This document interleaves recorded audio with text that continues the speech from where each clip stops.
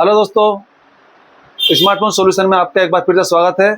आज हम देखेंगे 6 टंकी लाइट आईसी का वर्किंग, वो भी पूरी तरीके से। मैं आशा करता हूं कि इस वीडियो को देखने के बाद इस तरह की 6 लेग की जो भी आईसी होगी उसमें आने वाली कोई सी भी दिक्कत आपसे रिपेयर नहीं हो, ऐसा नहीं होना चाहिए। अगर आपको समझ में नहीं आता है तो हम सारी डिटेल के साथ बताएंगे। आप इस वीडियो को एक से ज़्यादा बार देखो, ठीक है। सबसे पहले क्या है, मैं लाइट का एक सिस्टम आपको समझाता हूँ।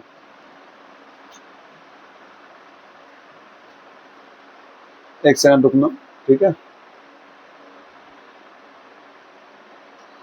हमारा जो लाइट का जो स्ट्रिप है वो डिस्प्ले पे कैसी लगी हुई है उसको देखो। इसमें क्या होती है, इस तरह की छोटी छोटी एलईडियां सीरीज में लगी हुई होती है। और उसके बाद इसमें हमको नीचे साइड एक पत्ता दिखाई देता है, ठीक है। उस पत्ते में एक पिन जो है, इसमें आपको हो सकता है इमेज क्लियर नहीं हो, मैं आपको दिखाता हूँ यहाँ पर कलर चेंज करके कि ये जो पिन है इसको दूसरे और इसमें लेता हूँ। यहाँ पर ए लिखा हुआ है, उसके बाद यहाँ पर लिखा है के, यहाँ पर लिखा है 1, यहाँ पर लिखा है 2। तो ये वाली जो पिन हुई ये हमारी हुई ए, और ये हमारी हुई के 2, और ये हमारी हुई के 1। अब ये K1 K2 और ए है क्या, अगर इसको समझते हैं तो सबसे पहले आपको डायोड समझना पड़ेगा। डायोड के 2 मुंह होते हैं, ठीक है। एक एनोड होता है, एक कैथोड होता है। तो पहले मैं आपको डायोड दिखाता हूँ। देखिए, ये हमारा डायोड है। डायोड के ऊपर एक पट्टी लगी हुई दिखाई दे रही है, ठीक है। इसके हिसाब से अब इसका एनोड और कैथोड डिसाइड होंगे। जिस साइड पट्टी है वो हमारा क्या है, वो हमारा कैथोड है। क्या है? कैथोड है। और ये जो दूसरा सिरा बचा रहा है ये हमारा एनोड है। अगर मैं इसको दूसरी भाषा में समझूं तो इसको मैं इसका प्लस कह सकता हूं डायोड का, और ये डायोड का माइनस, ठीक है। एक डायोड में उसकी फितरत के हिसाब से अगर देखा जाए तो इसका सिंबल क्या कहता है, इसका सिंबल कुछ इस तरीके का है। ये एरो दिखा रहा है कि इधर से करंट जाएगा लेकिन उधर से आ नहीं पाएगा। तो इसमें से जो है डायरेक्शन करंट का बहने का वो इस तरीके से है, यानी इधर से जाएगा उधर से बाहर हो जाएगा। तो अब डायोड जो है हमारे इसमें फोन में लाइट के लिए जो यूज होता है वो शॉर्टकी डायोड यूज होता है, ठीक है। अब शॉर्टकी डायोड हमारे मदरबोर्ड में सिर्फ एक ही जगह पर लगा हुआ होगा, इसके रिप्लेस में हमको सेम टू सेम ही लगेगा। अब इसमें काम कैसे हो रहा है, एक मैं छोटा सा इसका आधा हिस्सा ड्रा करूंगा यहाँ पर, उसके बाद हम इसके बारे में आगे बात करेंगे। तो पहले हम ये देखते हैं कि इसको चलने के लिए क्या चाहिए, ठीक है। लाइट आईसी को चलने के लिए सबसे पहले हम इसका डॉट डिसाइड कर लेते हैं, ठीक है। ये यहाँ पर नाम लिखा हुआ, मैं डॉट यहाँ पर डिसाइड कर रहा हूँ। पीला कलर से निशान मार देता हूँ मैं, ठीक है। ये भले इसके ऊपर डॉट लगा हुआ लेकिन मैं उससे मतलब नहीं पड़, मैं इसको ब्लैक कर देता हूँ। अब ठीक है, आईसी को समझने के लिए आईसी का डॉट कहाँ पर है आपको वो चीज़ समझ में आना चाहिए। अब डॉट जहाँ कहीं पर भी होगा वहां से हम गिनती शुरू करेंगे एंटी क्लॉकवाइज, यानी ये पिन नंबर 1 हो गई। 1 2 3 4 5 6, 6 पिन हो गई। 6 पिनों में लाइट आईसी कोई सी भी हो जो 6 लेग की होगी उसमें हमेशा 6 नंबर की पिन के ऊपर हमारा वीपीएच पावर इन होगा, ठीक है। अब मीडियाटेक हो या क्वालकॉम उससे कोई फर्क नहीं पड़ रहा, जहाँ कहीं से भी करंट आएगा हो सकता है रास्ते में एक 0 उनका एक फ्यूज लगा दिया जाए, ठीक है। और वो करंट सीधा कहाँ चला जाएगा, 6 नंबर की बॉल पे। ये इसमें इन हो गया। उसके बाद हमको इसमें लगाना है बूस्ट कॉइल, जिसका दूसरा सिरा कहाँ जाएगा, 4 नंबर की पिन पे। अब ये करंट जो हमारा यहाँ पर वीपीएच था वो जो है कॉइल में से डीसी करंट है तो सीधा बाहर आ जाएगा, आना है उसको बाहर, क्योंकि इस कॉइल के अंदर एक तार ही है जो कई लपेटों के बाद बाहर निकला है। तार का मुंह तो एक ही था। ये जो इस आईसी के अंदर इन हुआ है इसका नाम होगा यहाँ पर वोल्टेज इन, ठीक है। और इस तरह पर जो सिरा है ये करवाएगा इसमें स्विचिंग। अभी इस जो लाइन को है इसको हम नीचे ले जाकर उस पत्ते से कनेक्ट करेंगे। तो पहले इस करंट को समझो, क्या ये करंट इसमें से आ रहा है तो क्या मुझे यहाँ पर मिलेगा, बिल्कुल मिलेगा। अब ये करंट हमारा यहाँ के बाद सीधा इस डायोड में चला जाएगा। डायोड की कौन सी पिन पे? एनोड पे। ठीक है, अब एनोड पे गया है तो इसका जो निशान है, ये निशान दिखा रहा है कि ये करंट इसमें से बाहर हो जाता है। ये करंट हमको कहाँ मिलेगा? यहाँ बाहर। जितना वोल्टेज यहाँ पर है, इस जगह पर, इस फ्यूज के ऊपर, वही करंट मेरे को कहाँ मिलना चाहिए? यहाँ पर। यहाँ तक कि इसके आने में कोई रुकावट नहीं है। थोड़ा सा इसको ऊपर करते हैं डायग्राम को।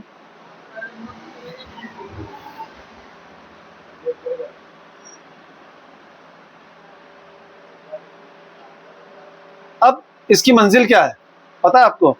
इसकी मंजिल है ये वाले करंट की, इसकी पिन की,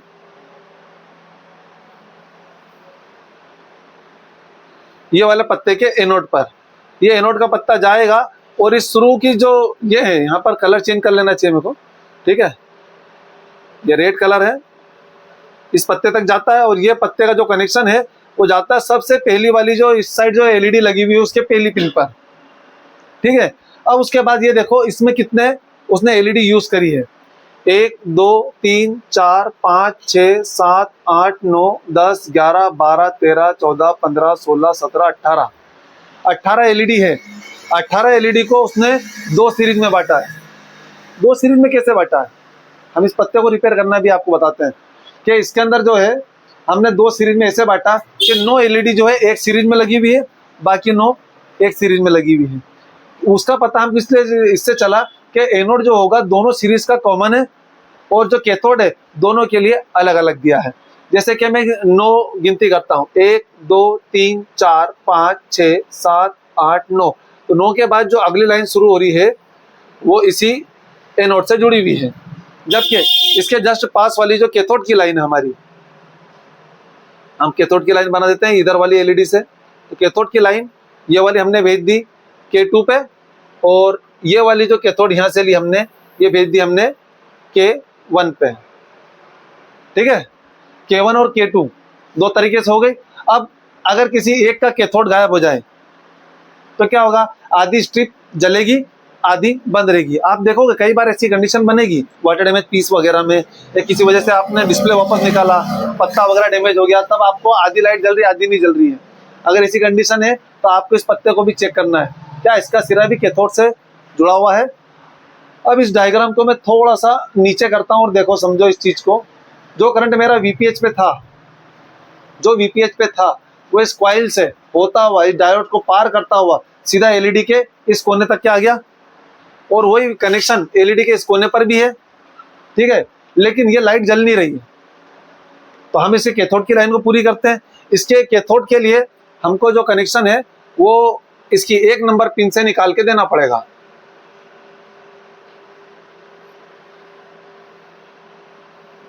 ये K2 और ये K1 दोनों को मैंने ऐड कर दिया इसके साथ ही। दोनों में K1 K2 इसके अंदर कॉमन रहेंगे, यानी यहाँ से निकलने वाली पिन एक ही रहेगी, आगे जाकर के वो 2 हो जाएगी। लेकिन अभी ये क्या है, पूरी तरीके से ग्राउंड नहीं है। इसको ग्राउंड करने के लिए हम यहाँ पर एक रजिस्टर का यूज करेंगे। अच्छा, रजिस्टर की वैल्यू जो है वो आपको अच्छे तरीके से याद होना चाहिए, सिर्फ 10 ओम्स की होगी, ओनली 10 ओम्स की। 10 ओम्स का एक रजिस्टर है जो इस लाइन को ग्राउंड करवा रहा है। आईसी के लिए आपने इन करवाया, आईसी को अगर ग्राउंड देने की बारी आएगी तो 3 नंबर की पिन जो है वो आईसी की ग्राउंड है। ठीक है, आपकी ये पिन ग्राउंड अभी कर देते हैं, इसको ठीक से अच्छे से ग्राउंड बना देते हैं। ये ग्राउंड हो गई। इसके बाद 2 नंबर की पिन पे कई मॉडल्स में आपको यहाँ पर एक कैपेसिटर होगा, कहीं पे नहीं होगा, कोई लेना देना नहीं। जिसमें नहीं है उसमें नहीं, आपको डायग्राम दिखाएगा इसमें अवेलेबल है या नहीं है। एक तरीके से लाइट का जो पावर सप्लाई थी वो पूरी तरीके से कंपोनेंट लेवल पे और सब हो गई है। सिर्फ एक चीज की कमी है, वो क्या पता है? लाइट आईसी के डायोड के आउटपुट के बाहर एक हमेशा बड़ा कैपेसिटर लगा हुआ होगा जिसका दूसरा सिरा ग्राउंड होगा। इसकी वैल्यू भी हाई होगी, 4.7 माइक्रोफेराड या उससे ऊंची। जब भी आप इसको देखने के लिए जाओगे और अगर आपने इसको हटा दिया तो कंडीशन बनती कई पीसों में कॉइल गर्म होना शुरू कर देती है।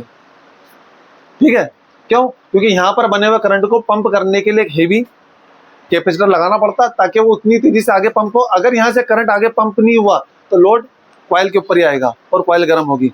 जो पहले से रिपेयर करते आ रहे हैं, ठीक है, उनको पता है कि कॉइल किस हद तक गर्म होती है। आप सिर्फ इसके ऊपर हाथ रखकर अगर पीस को ऑन करो तो ऑन होते के साथ जैसे लोगो आएगा आपका हाथ जल जाएगा। ठीक है, इसके अंदर कॉइल की वैल्यू भी बहुत ज़्यादा वो रखती है मायने, क्योंकि अगर इसकी वैल्यू भी अगर ख़राब है, आपने किसी रेंडमली किसी एक जगह से कॉइल उठाई और यहाँ पर लगा दी, तो कई बार कॉइल भी अगर गर्म हो रही है तो आपको कॉइल ही चेंज करना पड़ेगी। आईसी बहुत कम ही ख़राब होती है, जिसकी वजह से आपको ऐसा लगे कि कॉइल गर्म हो रही है तो मैं आईसी बदलूँ, आपको ज़्यादातर कॉइल ही बदलना पड़ेगा।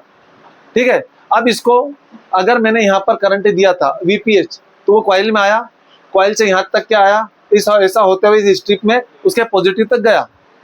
अब पॉजिटिव को तो आपने देखा कि पूरी तरीके से यहाँ तक क्या गया, लेकिन लाइट नहीं जल रही। लाइट इसलिए नहीं जल रही है कि हमने एक सीरीज का फंडा समझा था। क्या? तो सीरीज का फंडा ये था कि हम जब कभी भी लोड को सीरीज में जोड़ेंगे तो उसका लोड बढ़ता चला जाएगा। ये जो लाइट आईसी हमारी, ये 16 से लेकर 24 वाट तक के अलग अलग मॉडलों में आपको करंट बनाती हुई दिखेगी। उसके बाद ये वोल्टेज डिसाइड करेगा कि आपने कितनी ब्राइटनेस के ऊपर इसको सेट किया है। तो हम थोड़ा सा नीचे रफ काम करके देखते हैं। ठीक है, हमारे फ़ोन में अगर 16 वाट बनना था, ठीक है, या 16 से 24 बनना था, तो अब इसके अंदर 9 LED लगी हुई है सीरीज में।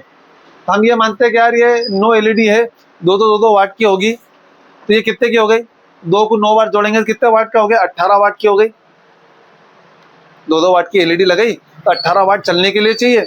अब 18 वाट को अगर मैं ब्राइटनेस कम करूं तो अगर 17 तक कर दूं ब्राइटनेस कम दिखेगा, अगर 19 कर दूं तो और हो जाएगी। तो ब्राइटनेस कम ज़्यादा पे बहुत ज़्यादा डिफरेंस नहीं होगा, जो भी होगा इसी के बीच कहने के उलझ रही होगी। एक LED को टेस्ट करने के लिए लंबा प्रैक्टिकल है कि वो कितने वाट के लिए चल रही है। तो अगर हम उसको छोड़ दें, सिर्फ ये समझे कि हाँ भाई 18 से 19 वाट तो मिनिमम इसको चाहिए होगा। अगर 2 वाट की है तो 3 वाट की होती है तो 9 थी, 9 से 27 हो जाता, बहुत ज़्यादा वोट हो जाते। हमने माना एग्जाम्पल के लिए कि भैया तो 2 वाट की एक LED लगाई उसने यहाँ पर। अब मेरे पास कितना वोल्टेज है? मेरे पास अगर यहाँ इस पे देखूं भी मैं तो 3.7, सॉरी, बैटरी अगर स्टार्टिंग रेंज में है तो 3.7, मैक्सिमम पे है तो 4.2, बस इतने करंट है। इसको चलने के लिए तो 18 चाहिए था। 18 चाहिए था तो उसके लिए हमको क्या करना पड़ेगा? इसमें स्विचिंग करवानी पड़ेगी। और स्विचिंग कराने के लिए जो हमारे पास मेन कनेक्शन है वो हमारा है 5 नंबर की पिन। ठीक है, अब इस पिन के नाम देखो आप क्या क्या हो सकते हैं। CA, BC, PWM, या फिर एनेबल, या फिर कंट्रोल, CTRL, कुछ भी नाम हो जाए। उससे क्या हो रहा है, इस 5 नंबर की पिन के ऊपर एक पल्स आ रही है। यहाँ तक कि हमने इसको वोल्टेज दे करके आईसी जो थी एनालॉग आईसी थी, एनालॉग आईसी अपना वोल्टेज लेकर अपने कंपोनेंट के साथ कंप्लीट बैठी है। आप उसको सिग्नल दो, वो इस पिन पर स्विचिंग कराना शुरू करेगी। और जैसे बेसिक इलेक्ट्रॉनिक में आपने शुरू में समझा था कि इसकी जो फितरत होती है वो कैसी होती है, जब भी हम किसी लाइन पर कोई एक बार में शुरू करते हैं करंट देना तो पहली पल्स जो होती है बहुत हाई बनती है। ठीक है, अब हाई पल्स यहाँ पर अगर मैं 1 सेकंड में करोड़ों बार बनाता हूँ तो करोड़ों पल्स बनेगी। हम इन दो की हेल्प से उसको बूस्ट करके हाई वोल्टेज में तब्दील कर लेंगे। ठीक है, हमने कॉइल कौन सी यूज करी? बूस्ट। अब ये जो कॉइल थी हमारी, इसकी हेल्प से और डायोड की हेल्प से यहाँ पर जो पल्स बन रही थी, यहाँ पर जो पल्सेस थी, अगर उसको हम मल्टीमीटर से चेक करेंगे ना, वो सिमिलर होगी इस वोल्टेज के 3.7 के समथिंग ही होगी, ज्यादा नहीं होगी क्या। लेकिन अगर इसी वोल्टेज को जस्ट डायोड के आगे चेक किया जाए तो यहाँ पर हमारे को आराम से कितना चाहिए था? 18 वोल्ट दिखाई देने लगेगा।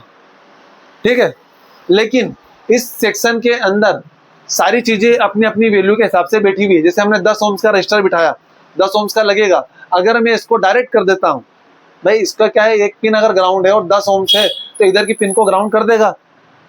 जिन लोगों को काम नहीं आता, अक्सर उनके पास अगर कस्टमर पहले चला गया तो वो क्या करते हैं, इसको खराब मान के तोड़ देते हैं कि दोनों साइड से तो बीप मार रहा है ग्राउंड के साथ, तो तोड़ देते हैं। जैसे तोड़ोगे इस पिन को ग्राउंड नहीं मिलेगा, और ग्राउंड नहीं मिलेगा तो LED बिना ग्राउंड के जल नहीं सकती। अगर आपके पास और आपने डायरेक्ट कर दिया तब भी आप दूसरे फंडे में अटक जाओगे। उसके बाद आपको ब्राइटनेस जो है वो फुल एक ही जगह पे फंसा हुआ दिखेगा। आप कम ज़्यादा करो, कम ज़्यादा नहीं होगा, सिर्फ किसकी वजह से? 10 ओम के रजिस्टर की वजह से। लेकिन अगर आपने यहाँ पे 10 ओम का रजिस्टर लगा दिया तो फिर आप वापस नॉर्मल कंडीशन में आ जाओगे। हम हार्डवेयर में यही काम करते हैं जिस हिसाब से डिजाइन किया गया है उसमें क्या कमी है उसको दूर कर दो, वो काम ऑटोमेटिक अपना करने लगेगा। अब सबसे ज्यादा आने वाली दिक्कत जैसे 12C वगैरह रेडमी के 12C में भी आ रही है, उसमें क्या हो रहा है, जो PWM का सिग्नल है वो CPU से आता है, इस जगह से वो कनेक्शन टूट चुका है। लेकिन मल्टीमीटर का अधूरा ज्ञान अगर आपको है और आपने सिर्फ इस पिन के ऊपर कनेक्ट करा मल्टीमीटर डायोड मोड पे और देखा काली वाली प्रोब रख के कि एक नंबर आ रहा है 400-500 के समथिंग, तो पब्लिक ये मान लेती है कि हाँ भैया ये तो इसमें तो रीडिंग है, मतलब सही है। ये आईसी अपनी रीडिंग देगी ना उस जगह पर। सही तरीका तो ये था कि मैं इस आईसी को हटाऊं, ठीक है, सिर्फ आईसी अगर रिमूव करी मैंने तो भी ये पिन इसकी वजह से ग्राउंड है, ये पिन ऑलरेडी ग्राउंड है।